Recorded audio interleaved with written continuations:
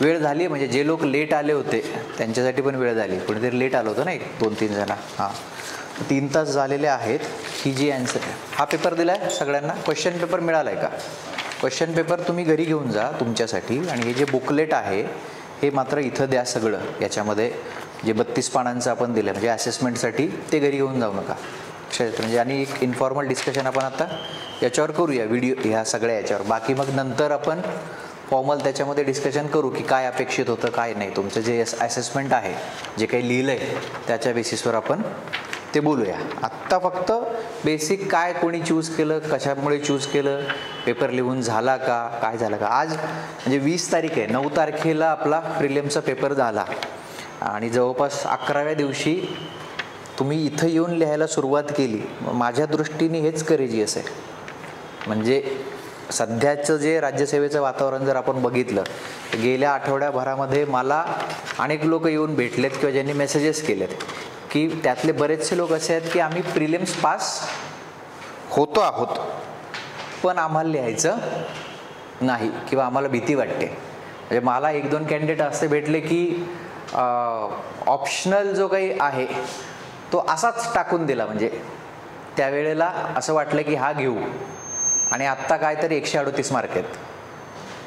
म्हणजे हे मी जेन्युइन केस सांगतो बरं का, की आत्ता मला 134 मार्क आहे पण ते आता ऑप्शनल जरा असा झाला आहे. तर मग आता काय करायचं.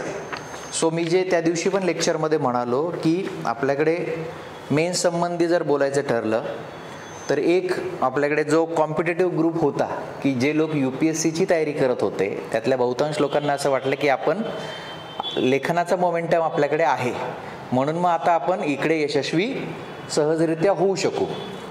पण झालं असं की MPSCनी प्रिलियम्सचा जो त्यांचा दर्जा आणि जे लेवल आहे ती सोडल्यामुळे UPSCचा क्राऊड जो आहे, म्हणजे मला आम्ही जे बोलतो ते एम्पिरिकल बोलतोय.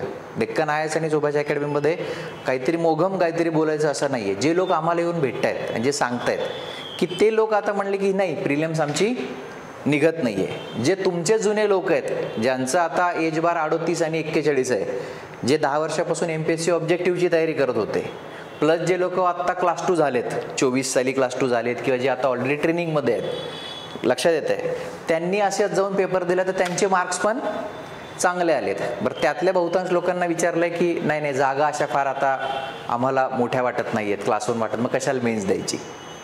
म्हणजे UPSCचा जो लेखन करणारा क्राऊड होता तो प्रिलियम्स बहुतांश नापास झाला. जे ऑब्जेक्टिव्ह करणारे लोक होते त्यातल्या बऱ्याच जणांची मेन्सची तयारी नाही आहे आणि पुढ्यात 21 डिसेंबर असल्यामुळं तिकडं आपण काहीतरी सहाय्यक निबंधक वगैरे होऊन जाऊ पटकन, हे पळत्याच्या पाठीमागे कशाला लागायचं, असा एक झोन आहे. म्हणजे आता हे इतकं कॉम्प्लिकेटेड झालं आहे. तर माझ्या मते मी त्या दिवशी पण म्हणालो, मी ते पुन्हा रिइटरेट करतो किंवा त्याचा पुनरुच्चार करतो की मराठीतली जी म्हण आहे की वासरात लंगडी गाय शहाणी, लक्षात येत आहे. तर ही लंगडी गाय होणंच 2025ला मला शिक्षक म्हणून अभिप्रेत आहे की जो उमेदवार किंवा जे काही उमेदवार असेल त्याने किंवा तिने फक्त मीडिओकर पद्धतीनं जर प्रिलिम्स तुम्ही पास होत असाल तर फक्त मीडिओकर पद्धतीनं 4 GSचे 20 प्रश्न अटेम्प्ट करणे आणि एसे व्यवस्थित लिहिणे आणि जो काही ऑप्शनल तुम्ही निवडला असेल, भले तुमची त्याची तयारी असेल किंवा नसेल, आजपासून किंवा गेल्या काही आठवड्यापासून पुढचे मेन्स येईपर्यंत तुम्ही मीडिओकर पद्धतीने जरी तो वाचला आणि तुमचे लेखनाचे जे स्किल्स आहेत ते जर बरे असतील, एक्स्ट्रा ऑर्डिनरी पण म्हणत नाही मी, बरे असतील, बरे की तुम्ही खाडाखोड न करता लिहू शकत असाल, तुमचं अक्षर सुंदर नाही वाचनीय असेल, तुम्हाला दिलेल्या शब्द मर्यादेत म्हणजे काय 250 शब्द आहेत, 150 शब्द आहेत, एसेचे 1000-1200 शब्द आहेत, एवढ्या शब्द मर्यादेत 3 तासामध्ये लिहिता येत असेल आणि तुम्ही विषयाला धरून बेसिक काहीतरी लिहू शकत असाल. 4 GSमध्ये चला मॉडर्न इंडिया व्यवस्थित थोडं फार का वाचलेलं आहे, वर्ल्ड हिस्ट्रीचं नाही काही पण ठीक आहे, गुगल केलं आहे, कम्युनिझम काय आहे, सोशलिझम काय आहे, वर्ल्ड वॉर 1 काय आहे, वर्ल्ड वॉर 2 काय आहे, इंडस्ट्रियल रिव्होल्यूशन काय, याची एक बेसिक मला कुठला पण सिलेबसचा टॉपिक घेऊन त्याचे 10 मुद्दे माझ्याकडे आहेत, लक्षात येत आहे. हे जरी तुम्ही केलेलं असलं आणि त्याला धरून तुम्ही मेन्स दिली, व्यवस्थित लिहिलं इंग्रजी किंवा मराठीमध्ये, तरी माझ्या दृष्टीने अनेक लोक सक्सेसफुल होतील. आत्ता तुम्ही जर हरलात की अरे बाबा माझा आता एवढा कंटेंट कसा मी हे करू, एवढा कंटेंट कसा उचलू असं जर तुम्हाला वाटलं तर ते जर तुम्ही गिवअप केलं प्रिलिम्स पास होऊन सुद्धा तर मात्र तुमची मग तिथे अवघड आहे. तुम्ही बेसिक जरी राहिलात आणि मार्केट काय, मार्केट हे सतत घाबरवून बिझनेस करण्याचा प्रयत्न करतं. मी काय म्हणतोय लक्षात येतंय? मार्केटचं एक नियम आहे ना, म्हणजे तो वैद्यकीय विम्यापासून शिक्षणापर्यंत काय आहे, तुला भीती वाटते का? मी आहे. अरे मला भीतीच वाटत नाहीये ना, पण मार्केटची तयारी कशी आहे? तुला एसएची भीती वाटते का? अरे मला कोणी सांगितलं मला एसएची भीती वाटते? यूट्यूबवर जे येतं ना, लेखनाची भीती घालवा. अरे आम्हाला भीतीच नाही वाटत आहे, तुम्ही भीती दाखवताय उगीच. लक्षात येत आहे? मी जे परवा पण म्हणलो की फोबिया झालाय, आता असे करावे. अरे असे करावे म्हणजे काय, ऋग्वेद लिहायचं आहे का तुम्हाला? पेपर लिहायचं आहे ना, का उपनिषद लिहायची आहेत? अशी घालवा एथिक्सची भीती. अरे मला भीतीच नाही वाटत आहे एथिक्सची. अशी घालवा पॉलिटीची भीती, अशी घालवा GS1ची भीती, अशी घालवा वर्ल्ड हिस्ट्रीची भीती. कोणाला भीती कोणाला वाटते? थंडी आली आहे का तुम्हाला? बेसिक आहे.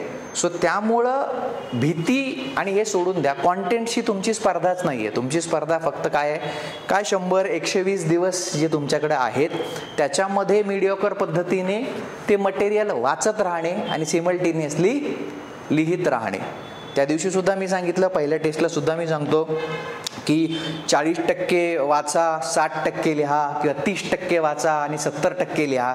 हे कधी लागू होतं? Wien you have sufficient enough material with you. तुमच्याकडे मटेरियलच नाही आहे. मी त्या दिवशी म्हणालो की नाही पहिल्या याच्यामध्ये, यूट्यूबलाही आले की आडात नाही तर पोहऱ्यात कुठून येणार आहे? मराठीत म्हण आहे ना, आडातच नाही. Y industrial revolution started in England. कसं काय लिहायचं याचं? 70% वेळ मी लिहायचा. काय करायचं आता?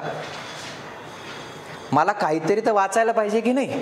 औद्योगिक क्रांती म्हणजे काय? इंग्लंड जगाच्या नकाशात कुठं दिसतो? का तिथं स्टार्ट झालं? तर याच्यासाठी NCERTतनं काहीतरी वाचायला पाहिजे. म्हणजेच ज्याला आपण म्हणतो की कॉमन सेन्स वापरा. तुमचं जे आहे ना की कॉमन सेन्स जो आहे तो वापरला पाहिजे. तुमचं वाचन किती झालंय, तुम्ही किती वाचलं, आणि बेसिक सोर्सेसनी वाचन करा. अनेक लोक मला आता विचारतात, सर पुस्तक तुम्ही नाही लिहिणार आहे का? आप्पा बळवंत चौकात रद्दी झाली आहे ना, ऑलमोस्ट आप्पा बळवंत चौकात रद्दीच आहे ना आता. रद्दी म्हणजे कुठल्या अर्थाने? मटेरियल रद्दी असं मी म्हणत नाही, थप्प्याच लागल्यात. ChatGPTचा आविष्कार झाल्याने काय झालं? पुस्तकं छापणं सोपं झालं. म्हणजे ChatGPTचा आविष्काराने काय केलं? सिव्हिल सर्व्हिसेसच्या मास्तरांना पुस्तक लिहिणं सोपं केलं. ChatGPTची सगळ्यात मोठी मदत कोणाला झालेली आहे? MPSC आणि UPSCच्या क्लासेस चालवणाऱ्या मास्तरांना. 150 शब्दात उत्तर सांगा, तो 150 शब्दात देतो. 250 शब्दात उत्तर सांगा, तो 250 शब्दात देतो. आम्हाला पुस्तक लिहायचं GS1चं, ठीक आहे, घ्या इंग्लिशचा माल दिल्लीच्या क्लासेसचा, टाका, ट्रान्सलेट करा, थोडंफार प्रूफ रिडिंग करा आणि पुस्तक म्हणून चालवा.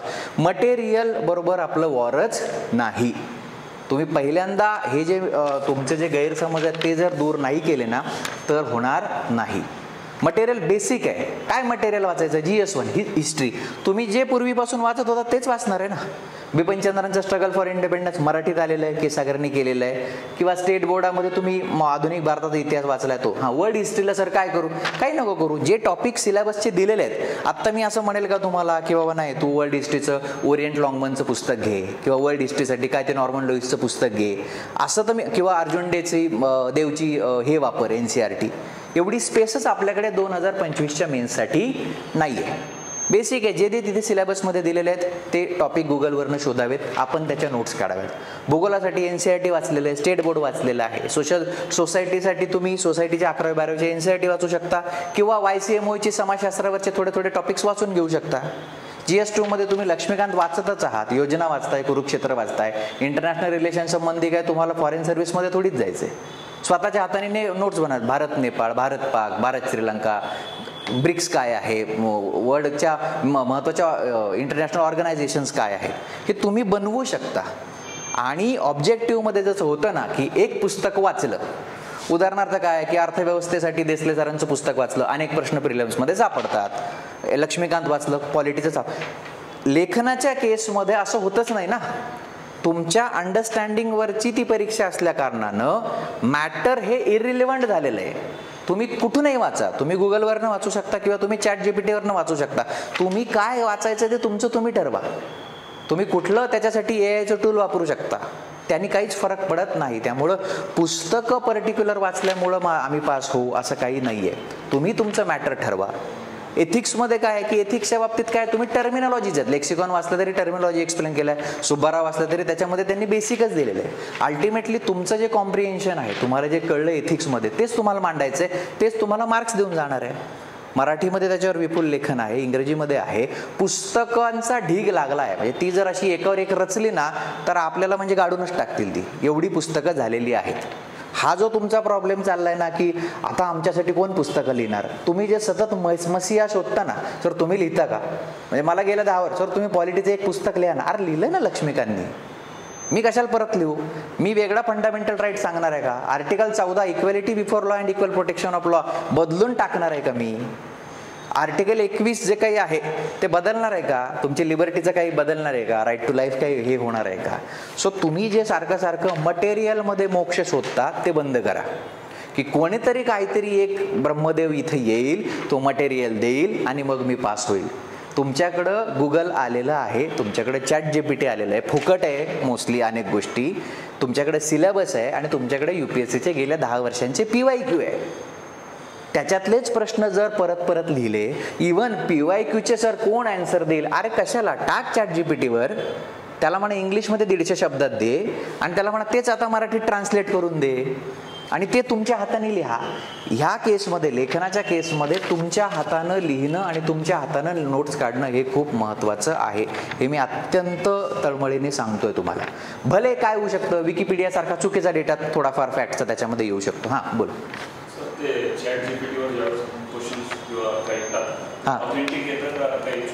मोस्टली ऑथेंटिक येतात, मोस्टली ऑथेंटिक येतात, पण एखाद्या वेळेला काहीतरी होऊ शकतं. कशाचा?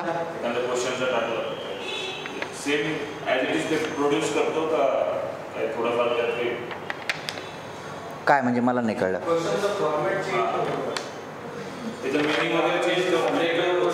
ChatGPT असं वर्क करतो का की त्याच्यातलं जे इन्फॉर्मेशन आहे दुसरीकडून आली ते प्रोड्यूस करतो तो का? नाही, मला नाही वाटत. आपल्या आणि आपण त्याला कॉमन सेन्सनेच घेतो ना. तो काय करतो, वेगवेगळ्या ठिकाणी जो डेटाबेस आहे त्यालाच फिल्टर करतो ना. तो अल्टिमेटली काय करणार, तो तेच करतो. हो, अवेलेबल रिसोर्सेस मधून तो आपल्याला फक्त छानून देतो. त्याची चाळणी लावून तो त्याला एक कंपायलेशन झोनमध्ये आपल्याला तो आणून देतो की मला 150 शब्दात पाहिजे, मला 250 शब्दात पाहिजे. एका अर्थानं तो कोण आहे, कामाला ठेवलेला माणूसच आहे, तो चुकूच शकतो. आपला हेतू काय आहे की तो 90% तरी बरोबर काहीतरी देईल ना. लक्षात येत आहे. सो त्या अर्थानं मी त्याचा वापर करा असं सांगतो. शेवटी उत्तर जे आपल्या समोर येतं तर तेच आहे ना. उदाहरणार्थ आता नवीन एक टॉपिक आलाय की GS1 मध्ये आहे की वारकरी जो आहे आर्ट अँड कल्चरमध्ये आहे की नाही, with special reference to Maharashtra, की महाराष्ट्राच्या या सगळ्या याच्यामध्ये वारकरी संप्रदायाचं जे कॉन्ट्रीब्युशन आहे त्याच्यावरचा प्रश्न आहे. तुम्ही तसंच्या तसं जर टाकलं की bhakti movement with special reference to Warkari in Maharashtra, तो देईलच ना. तो तेच देईल ना. तो काय वेगळं भक्ती मुवमेंट देतो का? तो पहिल्यांदा काय एक्सप्लेन करतो, भक्ती मुवमेंट म्हणजे काय, की काय बाबा मग कुठल्या कुठल्या गोष्टींना रिॲक्शन म्हणून भक्ती मुवमेंट आली, तर परकीयांची आक्रमणं आहेत किंवा विशेषतः काय आपण म्हणतो मुघल सगळं ते वरती येतंय. सुफी तत्वज्ञानाचा प्रभाव आहे, त्याला डील करण्यासाठी ती आली.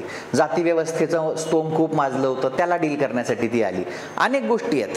आणि मग महाराष्ट्रामध्ये मग भक्ती मुवमेंट काय, तो सांगेल की हां साधारणतः 13व्या शतकापासून 17व्या शतकापर्यंत ज्ञानेश्वरांपासून तर अगदी मग तुम्ही पुढे जा की तुम्हाला ते दिसून येतं. मग एकनाथ महाराज आहेत, तुकारामांपर्यंत ते येतं. बेसिक मग महाराष्ट्रात त्यांनी काय केलं तर त्यांचं लिटरेचर आहेत, अभंग आहेत वगैरे वगैरे, बेसिक माहिती तोच देतो.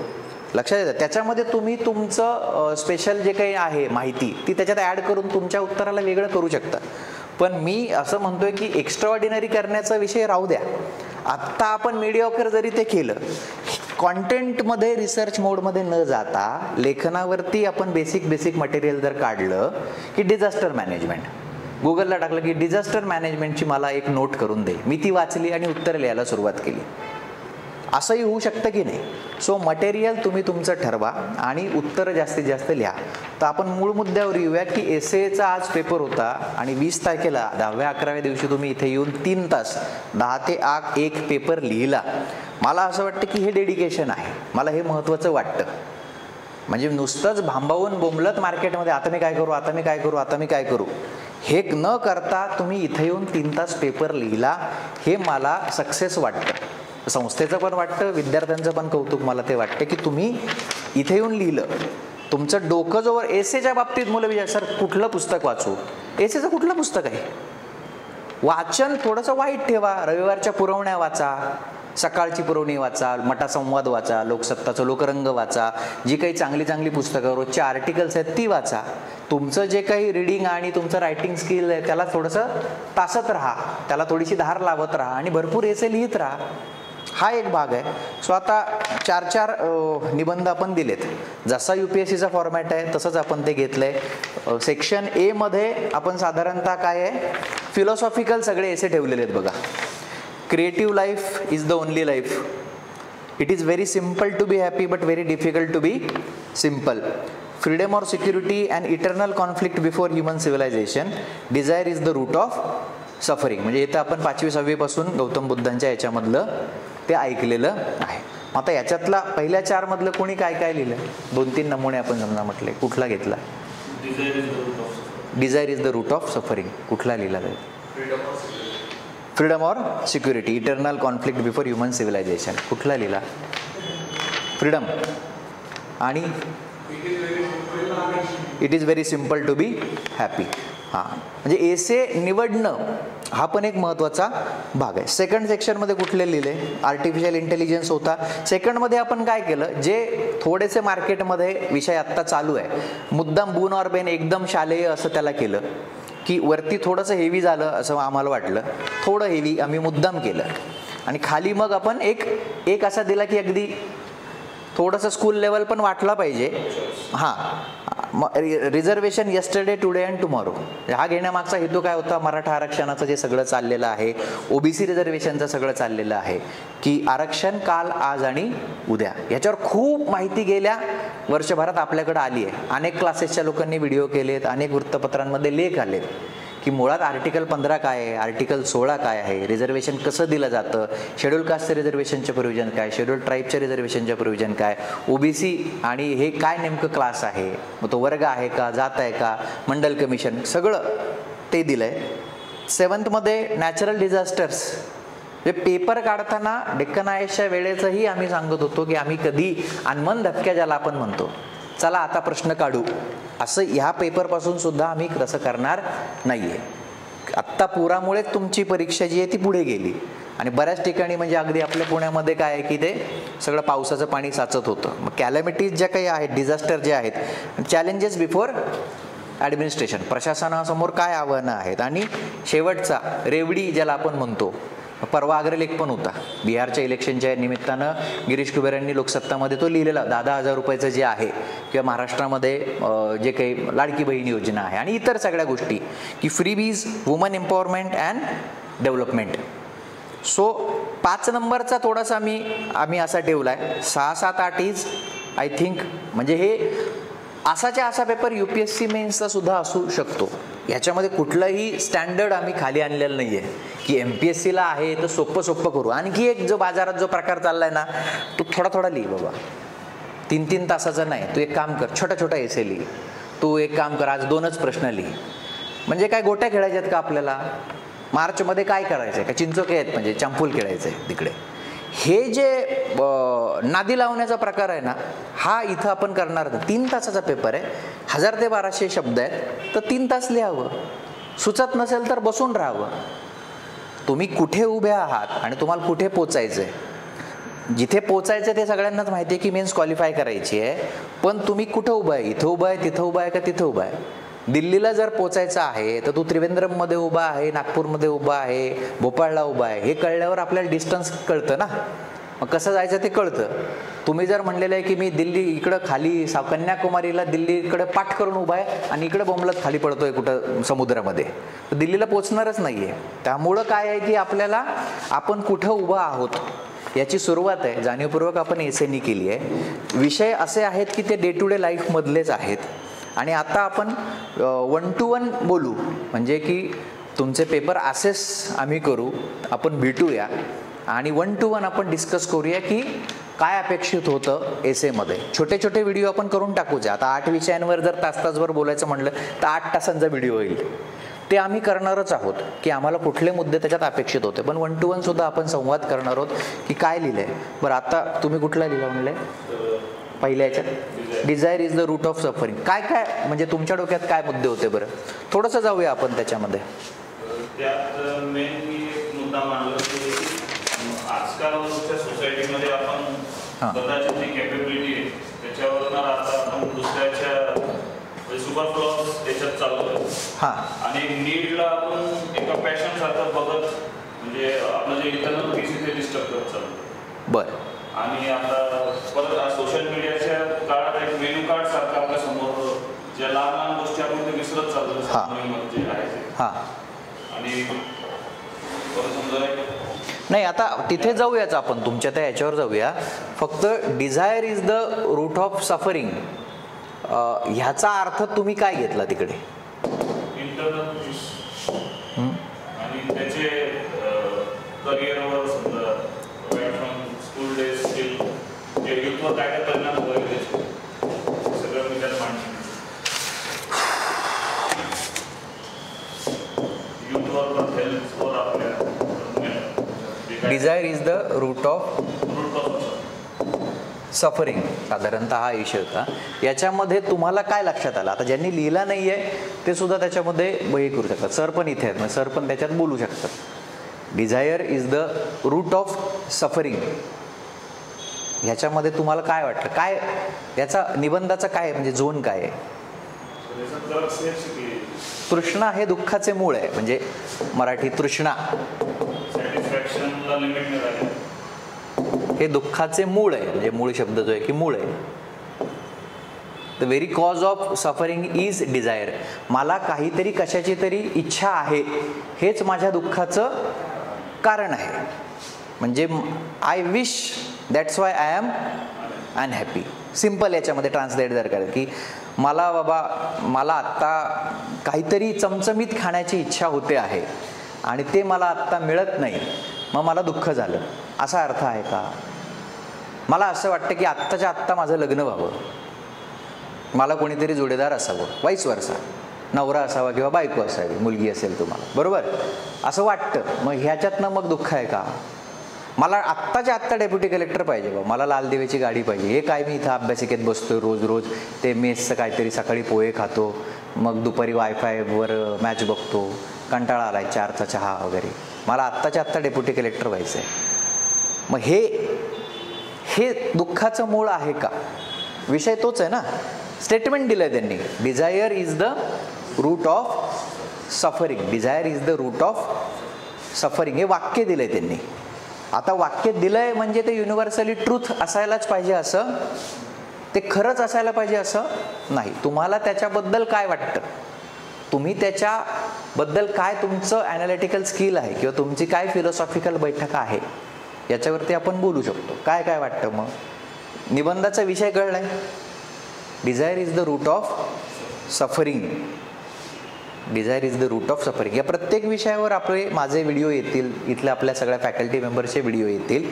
आत्ता आपण तुम्ही आहात ज्यांनी लिहिलंय, म्हणजे मला ऑनलाईन कुठल्या तरी ज्या लोकांचा चेहराही मी पाहिलेला नाही त्यांच्यासाठी व्हिडिओ बनवण्यापेक्षा इथे आलेल्या लोकांशी बोलणं हे मी कधीही प्रेफर करतो. ज्यांनी 3 तास बसून इथं लिहिलंय त्यांच्याप्रती माझी ॲन्सरेबिलिटी, लायबिलिटी आणि उत्तरदायित्व मी जास्त मानतो.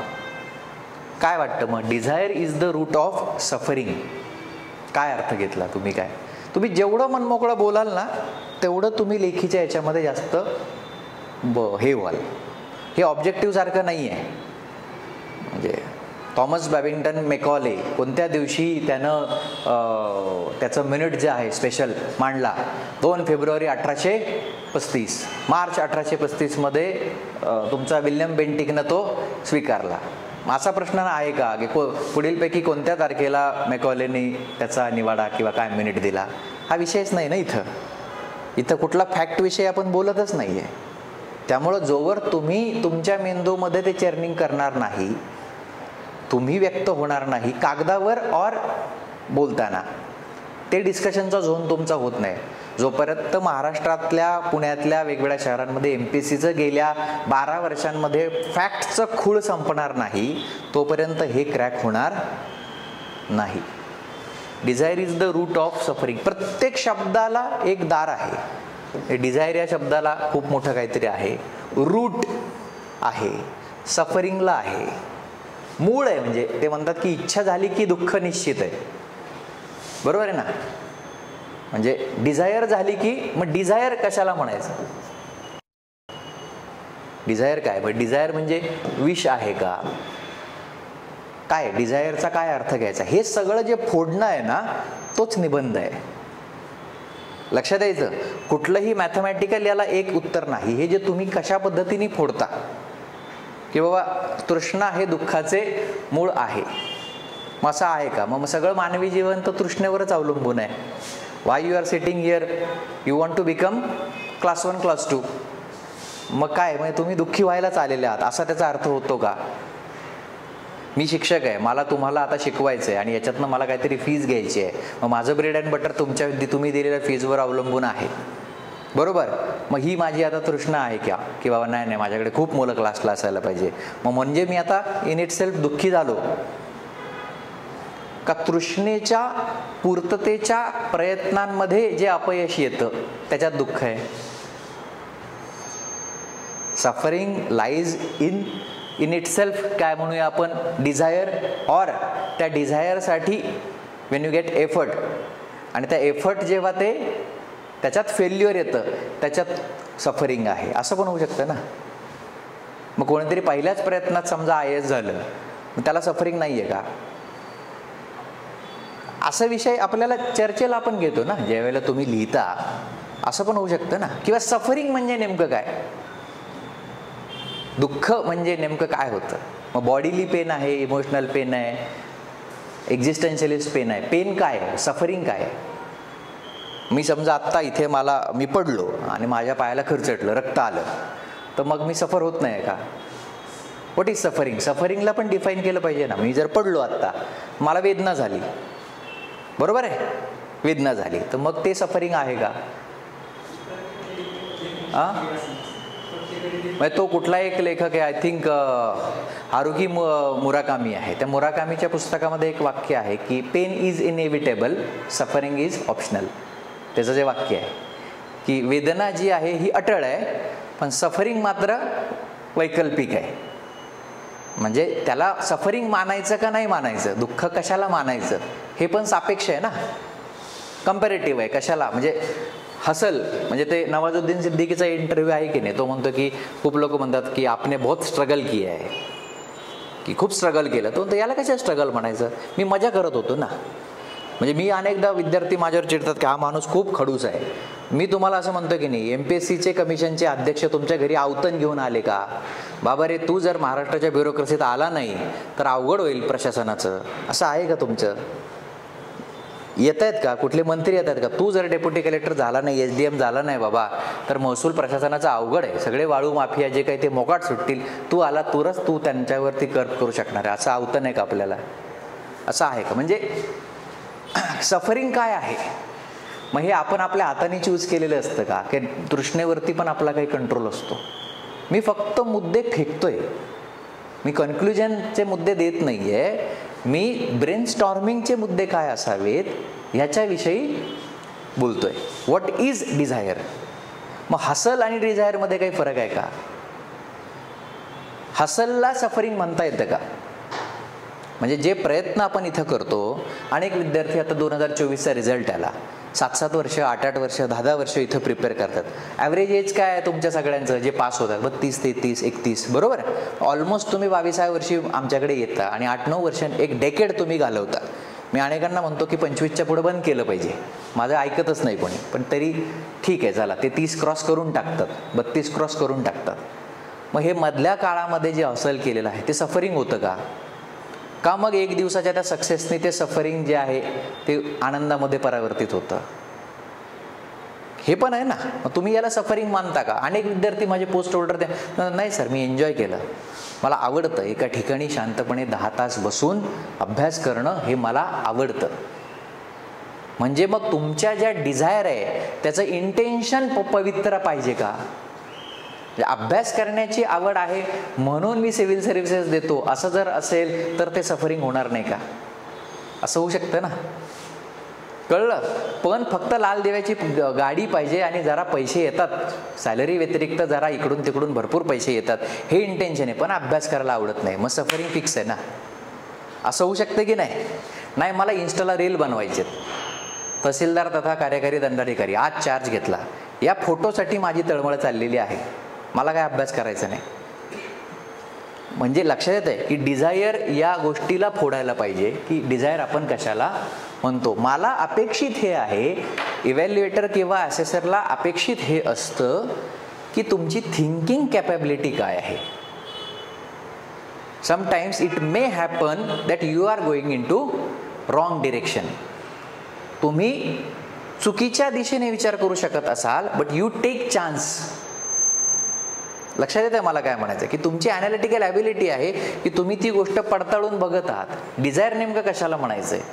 तुम्ही जर असं धरलं की मार okay desire is the root of suffering, की हां तृष्णा हे दुःखाचे मूळ आहे. मग तुम्ही जर असे मुद्दे काढले, ह्या 25 डिझायर आहेत आणि हे त्याच्यामुळे दुःख आहे, मला काही इंटरेस्ट नाही आहे. तुम्ही त्या विषयाला प्रश्नांकित करत आहात का, तुम्ही त्या विषयाला दिलेल्या विषयाशी काही खेळत आहात का, की शेवटी कन्क्लुजनला तुम्ही कुठल्या मुद्द्यावर येता.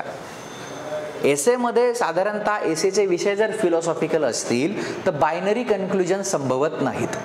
बायनरी कन्क्लुजन म्हणजे काय, हे आहे आणि हे नाही. नाही नाही नाही नाही तृष्णा हे दुःखाचे मूळ नाही, हे नाही अपेक्षित. यस तृष्णा हेच दुःखाचे मूळ आहे, असं पण मला अपेक्षित नाही आहे. मग तुम्ही त्याच्यामध्ये कम्पॅरेटिव्ह काही लिहू शकताय का, हा पण मुद्दा आहे की काय तुम्ही कशा पद्धतीने कन्क्लुजनवर येत आहे. तुम्ही जीवनाकडे बघण्याच्या दृष्टिकोनाबद्दल एंड करताय का, हे मला शोधायचं आहे. की दुःख मानण्यावर आहे हे जर तुम्ही एंड केलं तर नेमकं तुम्ही काय काय तुम्ही कसं तिथपर्यंत मला नेलं, याच्यात मला इंटरेस्ट आहे.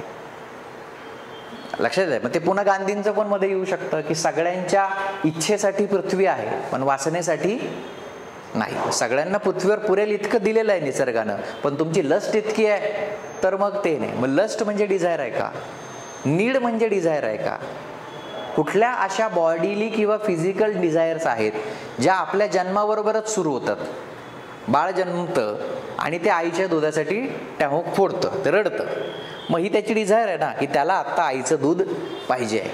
मग त्याच्या डिझायरला तुम्ही मॉरॅलिटीच्या झोनमध्ये नेऊ शकता का. नाही नाही नाही नाही याचं चुकलं, म्हणजे जन्माला आल्याच एवढं याच्यात डिझायर भरलेले आहेत आणि त्याच्यासाठी रडायला लागले. So in it self being a human तुम्ही बाय डिफॉल्ट काहीतरी डिझायर घेऊन जन्माला येऊ शकता. म्हणून ते आपण म्हणतो की अन्न वस्त्र निवारा, मग ह्या बेसिक डिझायर्स आहेत. मग कोण आहे की ज्यांनी या डिझायर्सला दुःखामध्ये कन्वर्ट केलं, अशी कुठली यंत्रणा आहे का. मग कॅपिटलिझम आहे का, कोणीतरी काहीतरी. मला अपेक्षित हे आहे की तुम्ही तुमचं ब्रेन स्टॉर्म करून त्याला एक स्ट्रक्चर फॉर्मॅटमध्ये हे लिहू शकताय का. लक्षात येत आहे. मी आत्ता खूप हॉरिझॉन्टल बोलतोय. हे जे हॉरिझॉन्टल बोलणं आहे याच्यावर तुम्ही 1.5 तास जर तुम्ही दोन्ही एसेसला वाटून दिला, दीड करेक्ट आहे. आणि या 1.5 मध्ये जर तुम्ही 20 मिनिटं ब्रेन स्टॉर्म केलं, कच्चे मुद्दे रफ वर्कला आपण दिलाय ना, 32 पानांचा पेपर दिलाय, 2-3 पानं आपण रफला दिलेली आहेत की हां मी निबंध चूज केला, what should be my flow, माझा फ्लो काय असणार आहे. मेंदूमध्ये जे स्टॉर्म करायचं आहे हे केलंय का तुम्ही, की बाबा नाही मी 15 मिनिटं विचार करतो गड्या, याच्यावर विचार करतो आणि जे सुचतंय. आता मी जे विचार केला ना एवढा वेळ, मी बोललोच आहे ना, हे रिअल टाईमच बोललोय ना, मी कुठले मुद्दे काढून आणलेत का नाही केलेत. तर मग मी आता हे मुद्दे लिहून घेतो. अरे हां मला डिझायरवर बोलायचं आहे.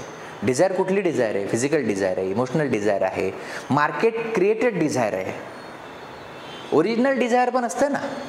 ओरिजिनल आपण जसं ओरिजिनल सीनचा कॉन्सेप्ट आहे तसं ओरिजिनल डिझायर पण आहे. कुठल्या डिझायर्स या नॅचरल आहेत, कुठल्या डिझायर या आर्टिफिशियल आहेत. मला ब्रँडेडच पाहिजे, म्हणजे गुचीचंच वापरायचं आहे मला बॅग जी वापरायची ती हीच वापरायची, मला रेबनचंच गॉगल पाहिजे. मग ही डिझायर आहे का, मग न संपणारा आहे का. कुठल्या डिझायर आहेत ज्या नैतिक आहेत, कुठल्या डिझायर आहेत ह्या इममॉरल आहेत, कुठल्या डिझायर आहेत या भांडवलशाहीने तुमच्या मनामध्ये आणलेल्या आहेत. की बाबा काय रक्षाबंधन आहे तर कुछ मिठा हो जाए, म्हणजे आता तुम्ही काही करा, डेअरी मिल्क आणाच आणा. नाही भेटत डेअरी मिल्क, आता काय करू मी. नाही आईने तिळाचा लाडू केला, नाही डेअरी मिल्क पाहिजे, कुछ मिठा हो जाए. म्हणजे किंवा काय आहे की if you are in love share a Cornetto, मग आलिया भट म्हणली की कॉर्नेटोच पाहिजे, मग तुमची गर्लफ्रेंड पण म्हणते कॉर्नेटोच पाहिजे, नाही तर पळ तिकडे. मग ही डिझायर आहे, ही सफरिंग क्रिएट करते का? मी काय सांगतोय लक्षात येत आहे. काहीतरी असं आहे की आता व्हॅलेंटाईन आहे, म्हणजे आमच्या वेळेला होतं की ते आर्चिसच्या गॅलऱ्यांवर त्यावेळेचे संस्कृती रक्षक हल्ला करायचे 14 फेब्रुवारीला, कारण आर्चिसच्या गॅलरीमध्येच ग्रीटिंग्स वगैरे मिळायचे, मग ते फोडायचे त्यावेळेला. लक्षात येत आहे. पण म्हणजेच काय, एखादी गोष्ट मार्केट कॅपिटलिझम तुमच्या डिझायरला नियंत्रित करतो का, आणि त्याच्यातून येणारं सफरिंग हे मॉडर्न डे सफरिंग आहे का? मुद्दे आपण काढू शकतो. डिझायर ही किती वेगवेगळ्या अंगांनी बनलेली आहे, कुठल्या डिझायर या नैसर्गिक आहेत, कुठल्या डिझायर या लस्ट्रस आहेत, कुठल्या गोष्टी या मार्केटनं बनवलेल्या आहेत, कोण आपल्याला याच्यापासून वंचित ठेवतं, हे सगळं आपण ग्राउंडवर जाऊन बोलू शकतो. आणि नंतर एका पॉईंटला बघा, आयुष्याच्या संध्याकाळी बरेच माणसं फिलॉसॉफिकल होतात बघा. आयुष्याच्या संध्याकाळी काही नसतं रे बाबा असं म्हणतात की नाही, सगळं फुल आहे. निबंध तसाच आहे. निबंधात आयुष्याच्या सुरुवातीपासून आयुष्याच्या संध्याकाळपर्यंतचा प्रवास करायचा फिलॉसॉफिकल. संध्याकाळी, आयुष्याच्या संध्याकाळी सांजेला शहाणपण सुचतं की नाही, ते शहाणपण एक्झामिनरला देऊन जायचं वयाच्या 25व्या वर्षी, की बघ मी तिथून सुरुवात केली होती बाळाचा ते रडण्यापासून, शेवटाला येत आहे की काय आहे बाबा, तसं तर कशातच काही अर्थ नसतो वगैरे, काहीतरी कन्क्लुजनला आपल्याला येता येतं. आणि हे जे ब्रेनस्टॉर्मिंग आहे, सफरिंग म्हणजे नेमकं काय सफरिंग आहे, त्या शब्दांना डिफाईन हा शब्द मी वापरणार नाही. You don't have to give definition of all the terms given in the topic. त्या शब्दांचे जे अनेक अर्थ मिळू शकतात त्याच्याविषयी एक एक पॅराग्राफ करणं आणि निबंधाला दिलेल्या विषयामध्ये ते जोडून दाखवत राहणं, की डिझायर आणि सफरिंग, डिझायर आणि सफरिंग, याला डिझायर म्हणतात, याला सफरिंग म्हणतात. मग बऱ्याचदा याचा संबंध असतो, बऱ्याचदा याचा संबंध कृत्रिमरित्या जोडलेला असतो. लक्षात येतं, बऱ्याचदा डिझायरचं क्रिएशनच असं असतं की सफरिंग त्याच्यात दडलेलं आहे.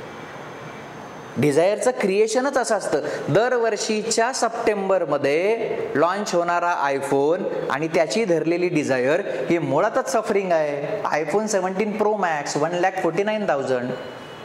आता हा मला पाहिजेच आहे, तर मग आता ह्याच्यात दुःख ठरलेलंच आहे. जर आपण मिडल क्लास किंवा लोअर मिडल क्लास समाजातून आलेलो असतो तर तन्मय इंगळेकरांनी तो व्हिडिओ केला होता बघा आयफोन 17चा सोशिओलॉजीचा, बरोबर आहे की काय त्याच्या मागची हे आहे, रांगा लागतात. तो व्हिडिओ मध्यंतरी आय थिंक रवीश कुमार किंवा दिल्लीतलाच एक पत्रकार आहे, त्यांनी त्या मुलाला विचारलं की काय तू 17च्या रांगेत आहे, तुझ्याकडे आत्ता कुठला फोन आहे? तो म्हणला अभी मेरे पास आयफोन 16 प्रो मॅक्स है. तो क्यों लेना है? अभी लेना है, दुनिया देखनी आहे, मला जग एक्सप्लोर करायचं आहे.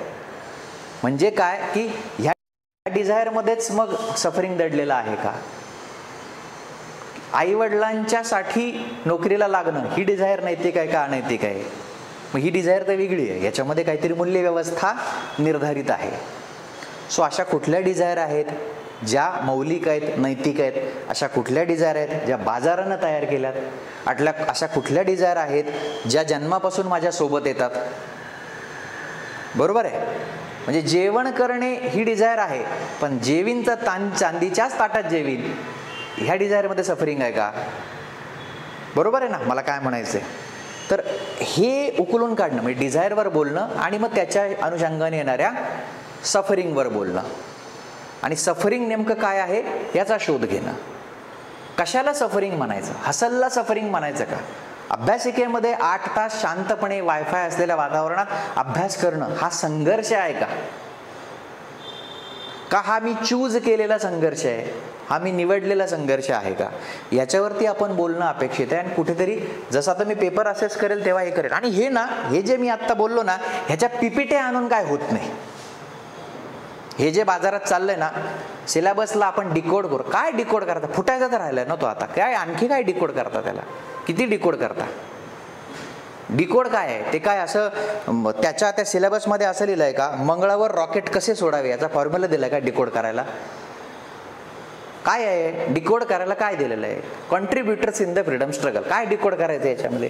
महात्मा गांधी आहेत, रवींद्रनाथ टागोर आहे, सुभाषचंद्र बोस आहे, डॉक्टर बाबासाहेब आंबेडकर. काय डिकोड करायचं आणखी त्याच्यामध्ये? लक्षात येत आहे? हिस्टॉरिकल अंडरपिनिंग इंडियन कॉन्स्टिट्यूशन काय आहे? रेग्युलेटिंग ऍक्टपासून इंडियन इंडिपेंडन्स ऍक्टपर्यंत आहे. असं रॉकेट सायन्स आहे का? की ज्याच्यामधून ते कळलं नाही तर मग तुमचं आता ते त्यात लिहिलेलंच आहे की मंगळावर रॉकेट सोडण्याचा याच्यात फॉर्म्युला आहे. नाही, ह्याची जर PPT मी बनवून आणली तर ते बोरिंग होतं, डल होतं, डल. लक्षात येत आहे, desire is the root cause. मग इकडे डिझायर कुठल्या प्रकारची असते, 1 2 3 4 आणि मग तुम्ही बघायचं मी रेषा ओढायच्या, झालं, तुम्हाला काहीतरी मिळाल्याचं समाधान. आता या व्हिडिओवर पण कमेंट येतील, सर जरा याची PDF बनवा बरं, सर तुम्ही जे बोललेले आहात हे जरा व्यवस्थित फॉर्मॅटमध्ये द्या. सगळंच व्यवस्थित फॉर्मॅटमध्ये दिलं ना की ते नाश पावतं, खराब होतं. लक्षात येतं आहे, बटबटीत कलरमध्ये एखादी गोष्ट पेंट केली ना की ती खराब होते. काही गोष्ट नॅचरलच चांगली राहते. शेणानं सारवलेलं जमिनीचं सौंदर्य असतं, उगाचच जिथं नाही तिथं मार्बल लावलं की ते घाण चकचकीत दिसतं. कळलं मी काय बोलतो, याला एक कॉमन सेन्स आहे. जे आत्ता आपण चर्वण केलं ते ह्याच्यामध्ये मुद्दे आलेत की नाही, ह्याचे पण मुद्दे असू शकतात. सो प्रत्येक याच्यामध्ये पॉलिश्ड कॉन्टेंटची मागणी आपण करतोय, हे पण थोडंसं प्रॉब्लेमॅटिक आहे. इथं फिजिकली या प्रत्येक पेपरला, पुढचा पेपर 25 तारखेला आहे, लिहायला या तुम्ही. GS1चा आहे, त्या वेळेला आपण बोलू आणि मेन व्हाईल आपण पेपर असेस करू आणि त्याच्याशी बोलू. सेकंड कुठला होता, आता आरक्षण. आता दुसऱ्या याच्यातला घेऊया. सपोज आपण reservation yesterday, today and tomorrow असा घेतला समजा, मराठीत लिहूया. आरक्षण एक तिकडचा घेतला, एक इकडचा घेऊया. काल, आज आणि उद्या. आता ह्याच्यामध्ये तुमच्याकडे तांत्रिक माहिती असेल तर 100% तुमचा एसे जो आहे तो अपलिफ्ट होणार आहे. म्हणजे तुम्ही आंबेडकरांच्या कोटेशननी जर सुरुवात केली एखाद्या तर त्याला वजन येणारच आहे. रिझर्वेशन इन इंडिया असं म्हटलं तर फादर ऑफ इंडियन कॉन्स्टिट्यूशन म्हटलं तर आंबेडकरांचं जर कोटेशन त्याच्यामध्ये असेल तर त्याला वजन येणारच आहे. कुणाचंही तुम्ही द्या, मार्टिन लुथरचं द्या, कुणाचंही द्या, त्याला वजन येणारच आहे. ज्या ज्या लोकांनी पीडित किंवा पददलित समूहासाठी काहीतरी केलेलं आहे, ज्योतिराव फुलेंचं, महात्मा ज्योतिराव फुलेंचं द्या, राजर्षी शाहू महाराजांचं द्या, कोणाचंही कोटेशन तुम्ही त्याच्यामध्ये देऊ शकता. किंवा हे आरक्षणाबाबत काहीतरी त्यांनी म्हणलेलं आहे की हे गरजेचं आहे, नाही गरजेचं आहे. अगदी प्लेन जरी दिलं, आंबेडकरांचं जे संविधान सभेचं शेवटचं आहे की तुम्ही नुसती पॉलिटिकल डेमोक्रेसी सीक करून उपयोग नाही, राजकीय लोकशाहीला काहीच अर्थ नाही जर तुमच्याकडे सामाजिक समता किंवा सामाजिक हे सगळं समानता आली नाही तर, वगैरे वगैरे. त्याच्यात आपल्याला आत्ता जायचं नाही, पण तुम्ही कोटेशननी स्टार्ट करू शकता. आणि तुमची भूमिका काल, आज आणि उद्या क्लिअर आहे. 26 जानेवारी 1950 पासून भारतामधल्या आरक्षणाची स्थिती काय आहे. काल जर 1200 शब्द लिहायचे असेल तर 400 400 400 आम्हाला अपेक्षित आहे. इतकं क्लिअर आहे. हे असे टेक्निकल तर खूप सोपे असतात. त्याच्यामध्ये तुम्ही 4 केसेस सांगितल्या, अगदी प्लेन मंडलचं हे सांगितलं, काय म्हटलंय त्यांनी, नॉन क्रिमीचा आजवर 500 शब्द लिहिले तर ते जास्त आम्हाला इंटरेस्टिंग आहे. 300 काल आणि उद्यावर लिहिले, 500 आजवर लिहिले तर जास्त अपेक्षित आहे. आरक्षण आज काय फॉर्मॅट आहे, 50% जास्त असं जाऊ नये असं म्हणतात. आणि भारतामध्ये अनेक जाती आता असं म्हणायला लागल्यात की आम्ही मागास आहोत आणि आम्हाला आरक्षण द्या. काल काय प्रवास होता, आज काय कुठपर्यंत आलेला आहे, याचा सगळ्या इथल्या सोशिओ पॉलिटिकल याच्यावर काय प्रभाव पडतो आहे हे जर तुम्ही लिहिलं. काय आंदोलनं होत आहेत, त्यांनी लॉ अँड ऑर्डरचा क्रायसिस होतोय का, सरकारवर दबाव येतोय का, हे कशामुळे घडतंय आणि उद्या हे कुठपर्यंत असायला पाहिजे. कालच CJI म्हणले की नाही, कालच तुमचे सरन्यायाधीश काय म्हणले, काल का परवा, कालच बातमी आय थिंक, की IAS अधिकारी असेल तर त्याच्या मुलांना तुम्ही कसं हे करणार आहात. म्हणजे हे CJIचं स्टेटमेंट आहे ना, मग तुम्ही ते पण कोट करू शकता की नाही लगेच आज, की सुप्रीम कोर्टचे तुमचे सरन्यायाधीश असं म्हणलेले आहे. तर याचा अर्थ काहीतरी आता याच्यावर चर्चा होते आहे. म्हणजे क्रिमी लेअर असणं, मग ते अनुसूचित जातींना लागू करता येईल का, अनुसूचित जमातींना करता येईल का, आरक्षणाचा मूळ हेतू काय आहे. काल म्हणलं तर तुम्ही पुणे करारापर्यंत गेलं तरी चालेल. याच्यात बेसिक मांडणी तुम्हाला कॉन्स्टिट्यूशनल ठेवावीच लागणार आहे की आरक्षण ही कोणी कोणाला दिलेली खैरात नाही. आरक्षण म्हणजे बेसिक भूमिका आपली कॅन्डिडेट म्हणून काय असली पाहिजे, कॅन्डिडेट म्हणून पण आणि भारतीय नागरिक म्हणून पण. तुम्ही कुठल्याही जातीच्या उतरंडीच्या कुठल्याही वर्गातनं येत असाल तरी तुमचं कॉन्स्टिट्यूशनल भूमिका हीच आहे की आरक्षण ही कोणी कोणावर केलेले उपकार नाही, ती खैरात नाही, तो हक्क आहे. हजारो वर्ष झालेल्या अन्यायाचा त्याला कुठेतरी एक समानता आणण्यासाठी केला गेलेला तो एक प्रयत्न आहे. भारत नावाचं राष्ट्र ज्या वेळेला निर्माण होत होतं त्यावेळेला काँग्रेस आणि महात्मा गांधी आणि जवाहरलाल नेहरू या सगळ्यांनी मिळून डॉक्टर बाबासाहेब आंबेडकरांना वचन दिलेलं आहे, तुम्ही जर या नेशनमध्ये सहभागी होत असाल, तुमच्याबरोबरचा जो पददलित समाज आहे तो जर आमच्याकडे येत असेल तर आम्ही तुम्हाला सामावून घेऊ आणि तुम्हाला समान वागणूक देऊ. दॅट इज व्हॉट पुणे करार वॉज. पुणे कराराचं एक सिंपल अंडरस्टँडिंग आहे जे खूप लोकांच्या लक्षात येत नाही, की पुणे करार हा फक्त तेवढा नव्हता की तुमचं आम्ही रिझर्वेशनचं ती पॉलिसी मान्य केली. जेव्हा हे स्वतंत्र राष्ट्र निर्माण होईल तेव्हा पूर्वीच्या काळी जे तुम्हाला आम्ही खाली पाहिलं होतं ते करणार नाही. So it was political promise given by Gandhi and Congress to Ambedkar and thousand and lakhs of schedule caste in India की आपण समान आहोत. ती खैरात नाही, ती वेलफेअर प्रोग्राम नाही आहे. पुणे कराराचं महत्त्व तिथून पण सुरू करू शकता तुम्ही. काल आज उद्यामध्ये हा जर तुमच्याकडे असा पंच पॉईंट असेल की आरक्षण ही कोणी कोणाला दिलेली खैरात नाही आहे, आरक्षण हा त्यांचा राजकीय हक्क, इट्स अ पॉलिटिकल राईट की तुम्ही आम्हाला येऊ दिलं नाही. आणि मग काल त्याचं काय झालं, आज त्याचं काय, आज काय होतं हे तुम्ही मांडू शकता. नॉन क्रिमिलियरची गरज किती आहे, किती नाही आहे, तुमची काही मतं तुम्ही देऊ शकता. कालच्या आरक्षणाच्या परिस्थितीमुळे आज समाजामध्ये काही असंतोष निर्माण झाला आहे का? मंडल कमिशनच्या वेळेला जे सगळं अगदी दंगलींपर्यंत गेलं ना, तेढ निर्माण ती झाली, ती कशामुळे झाली? मग आज कुठला वर्ग मागास आहे? मराठा आरक्षणाचा एवढा मोठा प्रश्न महाराष्ट्रात का निर्माण झाला? एवढी मोठी जी एक मोठा समूह आहे जो एक साधारणतः उच्चवर्णीय मानला जात होता, तो आज का असं म्हणतो आहे? मधल्या 70-75 वर्षाच्या काळात काय झालं? पॉलिटिकल इकॉनॉमीचा, राजकीय अर्थव्यवस्थेचा रोल याच्यात कसा आहे? मग जातीनिहाय आरक्षणाच्या धोरणामध्ये काही गल्लत होते आहे का, हा प्रश्न किमान उभा राहायला पाहिजे. तुम्ही त्याच्यावर मत द्या असं मी म्हणत नाही. भले भले जर मुग गिळून बसलेत तर मी कॅन्डिडेटकडून थोडीच अपेक्षा करणार आहे. तुम्ही किमान प्रश्न निर्माण करणं त्याच्यामध्ये अपेक्षित आहे, याचा साकल्याने विचार होणं गरजेचं आहे, वगैरे वगैरे. आणि फायनली उद्या तुम्ही काय म्हणाल की जोपर्यंत हा अन्याय नष्ट होत नाही, जोपर्यंत काही गोष्टी होत नाही, तोपर्यंत पिछडे वर्ग आणि जातीनिहाय आरक्षण हे टिकूच शकतं. फक्त त्याचा राजकीय काही आता पोळी बाजून घेण्याचा प्रकार होतोय का, याच्यावर तुम्हाला काही करावं लागेल. आयडियलिस्टिक बोलावं लागतं ना, ते आयडियलिस्टिकच बोलावं लागतं. एकमेकांना आपण ब्लफच करतोय इथे. एका अर्थानं तुम्ही काय करताय, ब्लफच करतोय. म्हणजे आता समजा गिरीश कुबेरांनी अग्रलेख लिहिला, बरोबर, रेवडी संस्कृती आणि मग त्या, आणि पहिल्या पानावर रामनाथ गोयंका लेक्चरमध्ये त्यांनी नरेंद्र मोदींना, पंतप्रधानांना बोलवलं अभिव्यक्ती स्वातंत्र्यावर भाषण करण्यासाठी. भारतामध्ये अभिव्यक्ती स्वातंत्र्य काय आहे? म्हणजे आपण सगळे एकमेकांना काय गंडवतोच आहोत.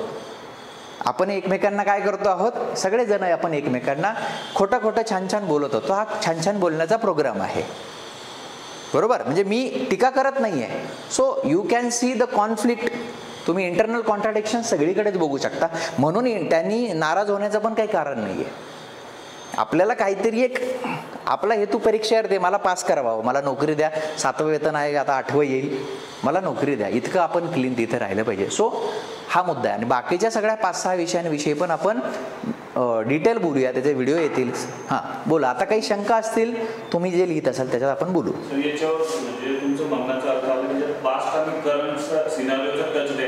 हो, त्याचं हेच आहे ना, काल आज आणि उद्या. हां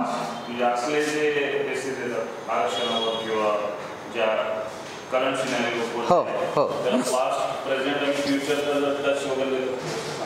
त्याच्यावर आपण डिटेल बोलूया, ते आपण बोलूया. तुमचं एसे आपण बघून बोलूया. मी जे म्हणालो ना की पुणे करारापासून तुम्ही सुरू करू शकता. अगदी शाहूंनी जे कोल्हापूर संस्थानामध्ये केलंय त्याच्यावर कालमध्ये तुम्ही कुठेही मागे जाऊ शकता ना. कालमध्ये तुम्ही ज्योतिराव फुलेंचं त्याच्यामध्ये देऊ शकता की बाबा हे नेशन आहे, की त्यांनी तर म्हटलेलं आहे महार, मांग, कोळी या सगळ्यांचं एकमय नेशन झाल्याशिवाय हे राज्य होणे नाही. याचं काही खरंच नाही. काल काय पोझिशन होती, स्वातंत्र्याच्या वेळेला काय पोझिशन होती, काल म्हणजे आजपर्यंत, याच्या अगोदर काय झालं हे, त्याच्यात तुम्ही अनेक घटना आहेत. मग घटना द्यायला गेलं, कोर्ट केसेस द्यायला गेलं तर काय काय इंदिरा साहनी वगैरे तर कॉमन आहेत. त्याच्या अगोदर काही वाद झालेले आहेत. मग आपल्याकडे तुम्ही हेही देऊ शकता की बाबा आमच्याकडे खैरलांजी पण झालेलं आहे कालमध्ये.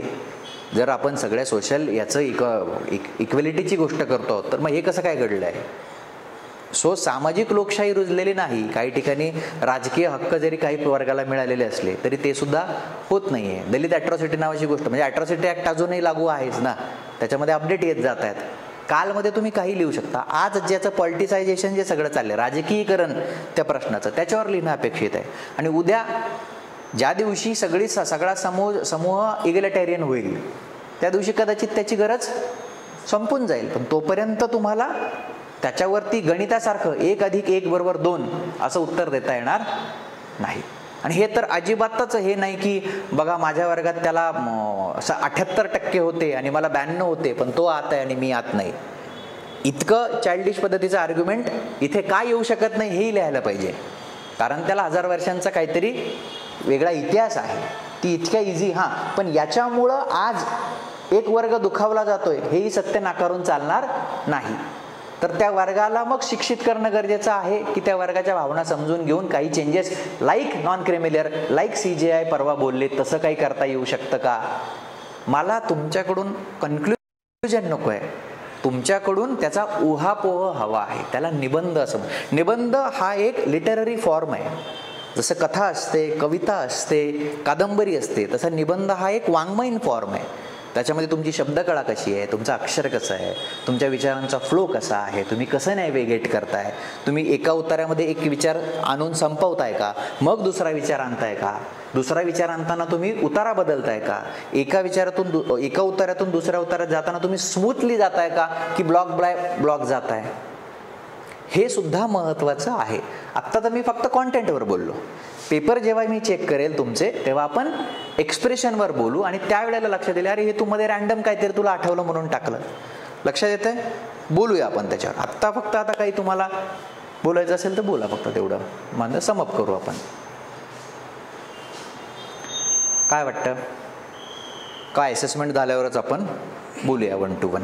तुम्ही बऱ्यापैकी मला जे दिसतंय म्हणजे काय आपण म्हणूया की शीतावरून भाताची परीक्षा, की इथेच जर एवढे व्हेरिएशन दिसत आहेत तर याचा अर्थ मला जी अपेक्षा होती की सगळेच जण आर्टिफिशियल इंटेलिजन्स बोनवर पेन लिहितात का काय बाबा आता आज, किंवा सगळेच जण तृष्णा हे दुःखाचे मूळ, मग ते सगळेच ऐसे होतील का, नाही. याचा अर्थ व्हेरिएशन आहे, तुमची लिहिण्याची तयारी आहे. त्यामुळं लिहिण्याचा फोबिया ठेवू नका, घाबरू नका आणि लिहित राहा. ओके, सेशन थांबवूया आणि आपण 1 to 1 मला वाटतं बोलूया. ठीक आहे, थांबूया आपण.